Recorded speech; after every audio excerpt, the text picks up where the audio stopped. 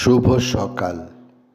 আজ 14ই আষাঢ় 1432, ইংরাজির 29শে June 2025। William শেক্সপিয়ারের স্মৃতিবিজড়িত globe theatre আগুনে ধ্বংস হয়ে যায় 29শে জুন 1613। এটি ছিল টেমস নদীর দক্ষিণ তীরের কাছে মেডেন লেনে, যার বর্তমান নাম পার্ক স্ট্রিট। এর ঠিক 347 বছর পর 1960-এর 29শে জুন উত্তর কলকাতায় প্রতিষ্ঠিত হয় নান্দিকার নাট্যদল।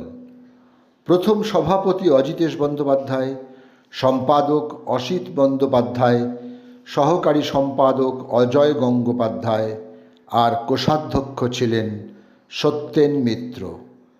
অন্যতম প্রতিষ্ঠাতা সদস্য দীপেন সেনগুপ্ত নতুন দলের নাম দেন নান্দিকার ও দলের লোগো নির্মাণ করেন স্বয়ং সত্যজিৎ রায়।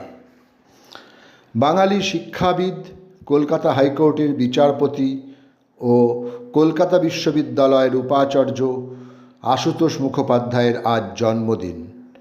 29শে জুন 1864 সোমবার কলকাতার বউবাজারের মঙ্গলা লেনের এক ভাড়া বাড়িতে তাঁর জন্ম হয়। পিতা গঙ্গাপ্রসাদ ও মাতা জগত্তারিণী দেবী। 1911-তে তিনি নাইটহুড সম্মান অর্জন করেন। সিংহলের মহাবোধি সোসাইটির থেকে সন্ধুগম চক্রবর্তী উপাধি পান এবং দেশীয় পণ্ডিতগণ কর্তৃক তিনি সরস্বতী এবং শাস্ত্র বাচস্পতি উপাধিতে ভূষিত হন। বিশিষ্ট অধ্যাপক ও বাংলা ভাষার বিজ্ঞান বিষয়ক প্রবন্ধের রচয়িতা চারুচন্দ্র ভট্টাচার্যের আজ জন্মদিন। 29শে জুন 1883 পশ্চিমবঙ্গের দক্ষিণ 24 পরগনার হরিনাভি অঞ্চলে তিনি জন্মগ্রহণ করেন। MA পাশ করবার পর তিনি প্রেসিডেন্সি কলেজে অধ্যাপনা করেন দীর্ঘ 35 বছর। এ প্রসঙ্গে তিনি বলতেন, বাংলার 5 জন FRS-এর মধ্যে একজন আমার শিক্ষক, বাকি 4 জন ছাত্র। শিক্ষক হলেন আচার্য জগদীশচন্দ্র বসু এবং ছাত্ররা হলেন প্রশান্তচন্দ্র মহলানবিশ, সত্যেন্দ্রনাথ বসু, মেঘনাথ সাহা ও শিশির কুমার মিত্র। একজন ভারতীয় বিজ্ঞানী ও পরিসংখ্যানবিদ প্রশান্তচন্দ্র মহলানবিশের আজ জন্মদিন। সময়টা 1893। তাকে ভারতের আধুনিক পরিসংখ্যানের জনক বলা হয়। 1 ডিসেম্বর 1931 মহলানবিশ প্রবোধনাথ ব্যানার্জি, নিখিল রঞ্জন সেন ও RNN মুখার্জির সাথে একটি বৈঠক ডেকেছিলেন। তাঁরা একসাথে বরাহনগরের ইন্ডিয়ান স্ট্যাটিস্টিক্যাল ইনস্টিটিউট প্রতিষ্ঠা করেন এবং 24শে এপ্রিল 1932 ইহা সোসাইটি রেজিস্ট্রেশনের অধীনে যায়। 29শে জুন 1909 কলকাতার তৎকালীন দক্ষিণ শহরতলির সরসুনার এক অবস্থাপন্ন পরিবারে জন্মগ্রহণ করেন আন্তর্জাতিক খ্যাতিসম্পন্ন পরমাণু বিজ্ঞানী ডক্টর শ্যামা দাস চট্টোপাধ্যায়।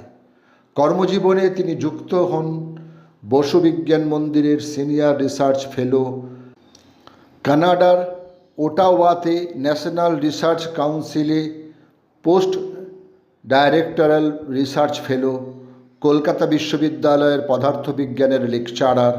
1956-তে যাদবপুর বিশ্ববিদ্যালয়ে প্রতিষ্ঠা হলে সেখানে তিনি পদার্থবিদ্যা বিভাগের প্রধান হন।